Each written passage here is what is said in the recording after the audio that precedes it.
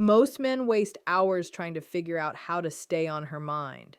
They overthink every message, replay conversations, and wonder what they should say next. But the truth is simple. Just 3 words, when said the right way, can make her think about you again and again without you doing anything extra. And no, I'm not talking about the obvious line like, I love you. I'm talking about words that slide quietly under her skin and activate the part of her brain that keeps replaying you like a favorite song she didn't even realize she put on repeat. Here's the real secret most people miss. Women don't obsess over looks or perfection. They obsess over how someone makes them feel. Beauty fades, perfection gets boring, but feeling stays. And if your words make her feel something no one else does, you don't just become interesting, you become unforgettable. That's why these 3 simple words matter so much. I'll share them with you soon. But before that, you need to understand why most men get this completely wrong. Most men believe attraction comes from doing more. More texting, more explaining, more chasing, more effort to prove they care. They think if they just show enough interest, she'll finally feel it too. But obsession doesn't grow from effort, it grows from impact. The right words don't just reach her ears for a moment, they echo in her mind long after the conversation ends. They show up when she's alone, they return when she's quiet, they resurface when she least expects it. And before I give you these exact 3 words, stay with me until the end, because I'll also explain how to use them in a way that feels natural, not forced, not obvious, not rehearsed. When used correctly, she never sees it coming, but she always remembers you.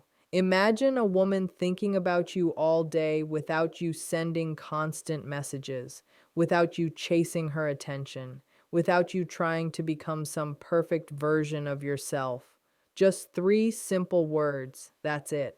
3 words that, when used the right way, can be the difference between being just another man she forgets by tomorrow or the one who stays in her thoughts long after you've gone quiet. Let's clear something up right now. This is not a cheap trick. It's not a movie line. And it's definitely not a silly gimmick meant to control or manipulate her.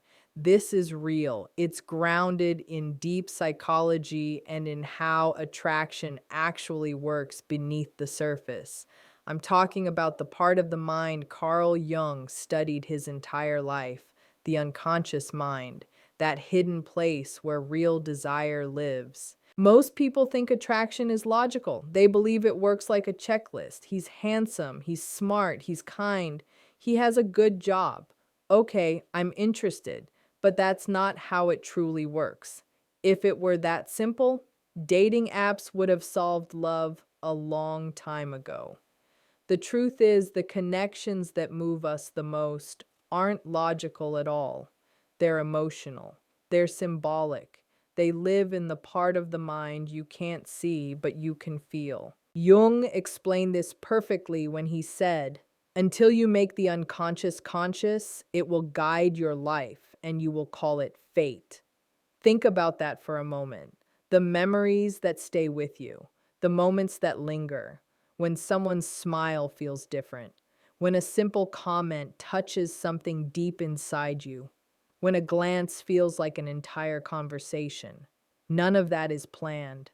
Those are emotional triggers. They slip past logic and hit your core. They wake something inside you that you didn't even know was asleep. This is where many men go wrong. They try to create that feeling by doing more messages, more checking in, more effort just to be noticed. But the harder you try, the less magnetic you become. Because true attraction doesn't come from effort, it comes from resonance, from the calm but lasting impression you leave behind. You create that when your words and energy bypass her conscious filter and go straight into her unconscious mind. This is exactly why those 3 words matter. They work because they're not just words, they're symbols. They plant an image in her mind. They invite her into a quiet story she can't help but imagine herself inside. And once that image takes root in the part of her mind that holds emotion and meaning, you're no longer competing for her attention like everyone else. You've entered a different space entirely. You become the man she thinks about even when she doesn't fully understand why. So here's my promise to you. By the end of this, you won't just know what to say, you'll understand why it works on a deeper level. This has nothing to do with tricks and everything to do with psychology.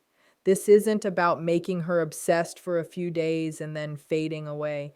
This is about creating a connection that pulls her emotionally and lasts because it touches something symbolic inside her. It's not magic, it's not manipulation, it's simply how the human brain works. Once you understand this, you stop chasing, you stop stressing, and you stop trying to be perfect. You realize you don't need flawless lines or constant communication. You only need to know how to speak in a way her unconscious mind remembers. And that understanding starts here. Here's a truth most people never talk about. Attraction doesn't begin in the logical part of the brain. It doesn't start with lists or check boxes. It doesn't care about being nice, kind, successful, or good looking in the way people think. Those things matter later, but they don't create the spark. The connections that stay with us, that quietly haunt us in the best way, are emotional first and logical later. This is what Carl Jung spent his life studying. He showed that the human mind is driven just as much, if not more, by symbols, patterns, and unconscious pulls as it is by reason. We like to believe we're making smart, conscious choices, but in reality, the unconscious arrives first. That's why Jung said, until you make the unconscious conscious, it will guide your life, and you'll call it fate. In simple terms, until you understand what's pulling the strings underneath, you'll think things just happen randomly.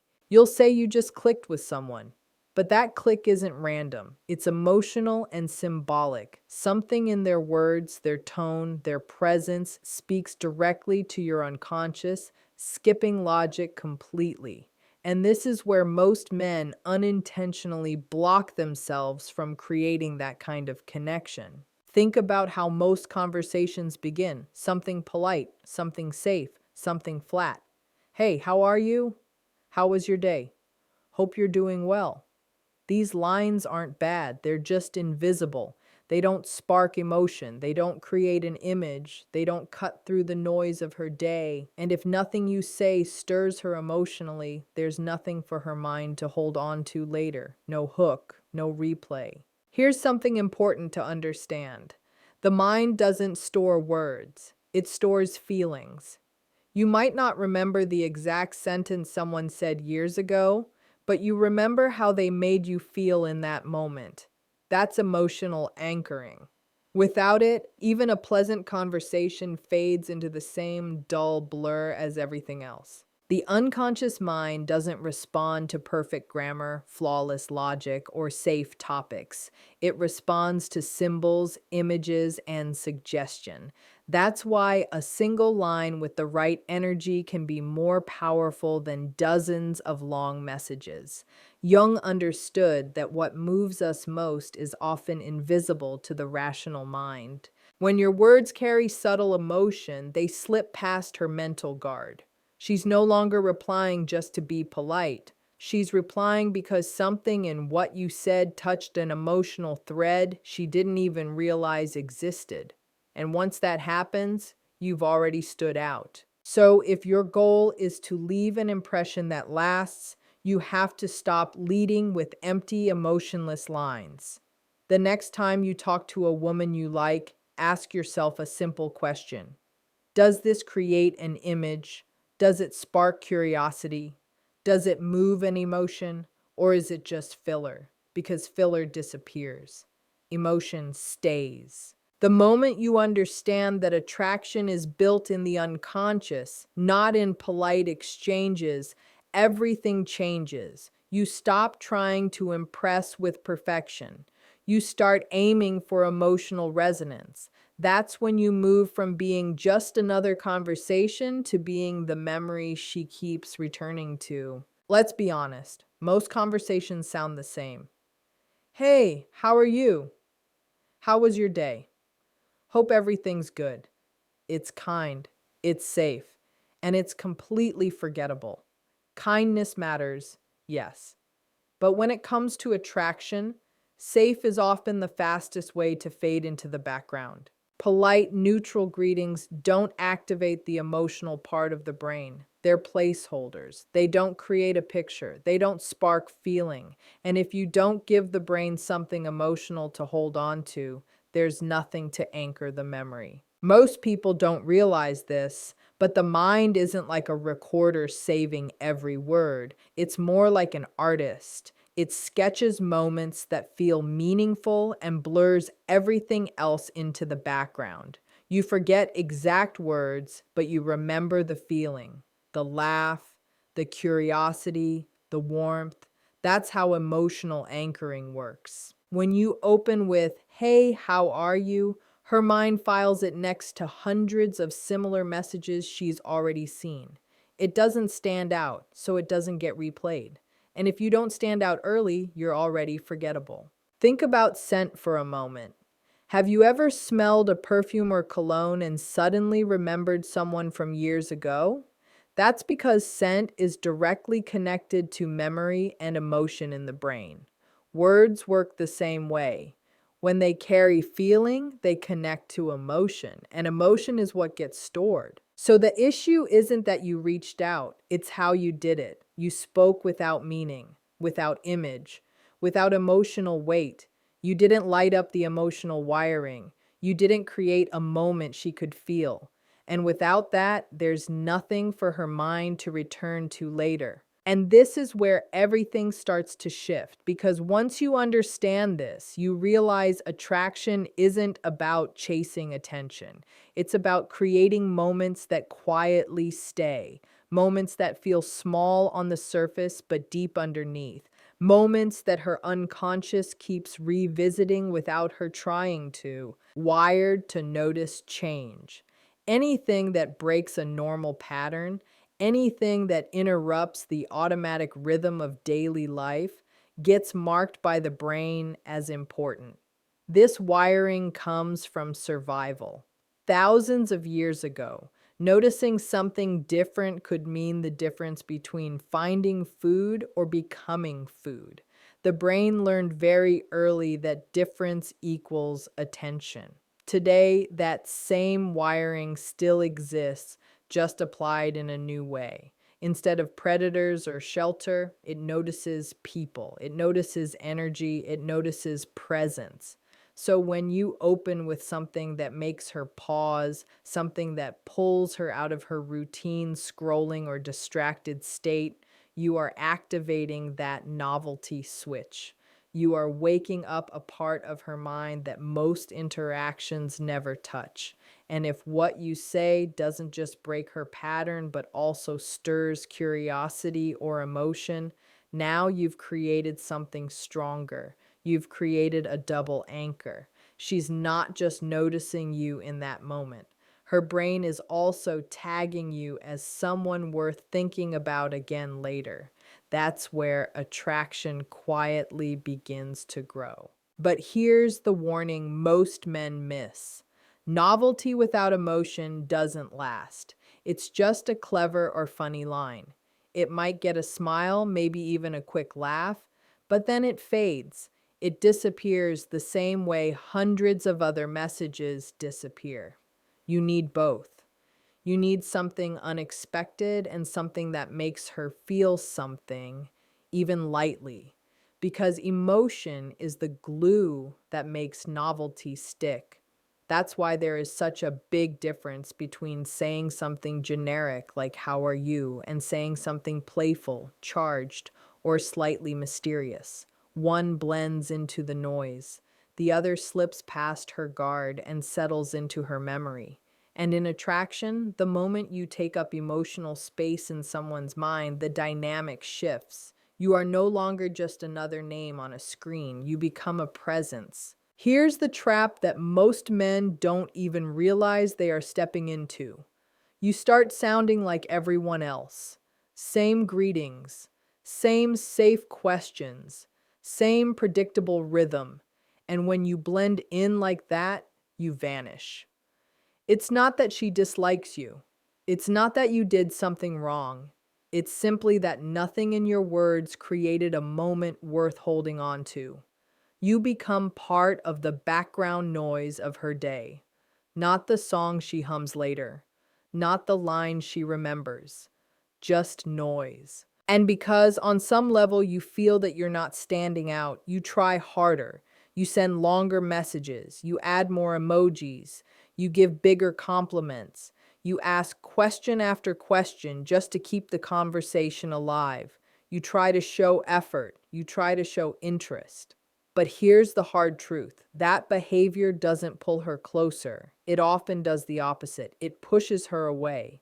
The unconscious mind doesn't respond well to pressure, even when that pressure is polite and friendly. Attraction needs space to breathe. It grows in that quiet tension between wanting more and not having everything yet. When you flood her with attention, you remove that tension. Instead of feeling curious, she starts to feel weighed down. What once felt light and easy now feels like something she has to manage. Excessive effort also changes the emotional balance.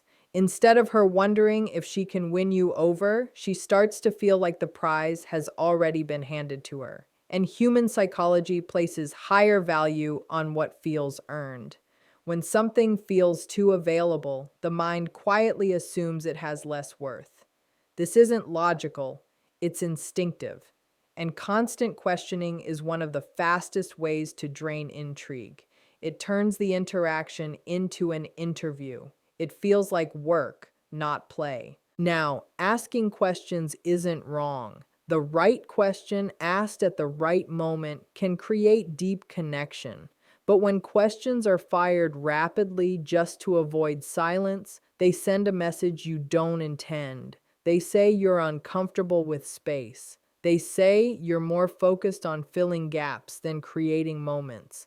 And attraction is not built on filling space, it's built on impact. It's not about how much you say, it's about what you leave behind after you've spoken. Your real goal is not to cover every pause or prove how interested you are. Your goal is to create sparks, small flashes of novelty, curiosity, and emotion that stand out against the dull background of everyday conversations. Think of it this way. If every other man is handing her a bucket of water, you want to be the one holding a match. Water is safe. Water is common. A match changes the atmosphere instantly. A match has heat. A match has danger. A match makes someone stop and look. It creates a moment. That's the difference between being background noise and being music. Carl Jung often spoke about the power of symbols and emotional resonance. When you speak in a way that hints at possibility, when you paint even a small picture in her mind, you are not just making conversation. You are engaging her unconscious.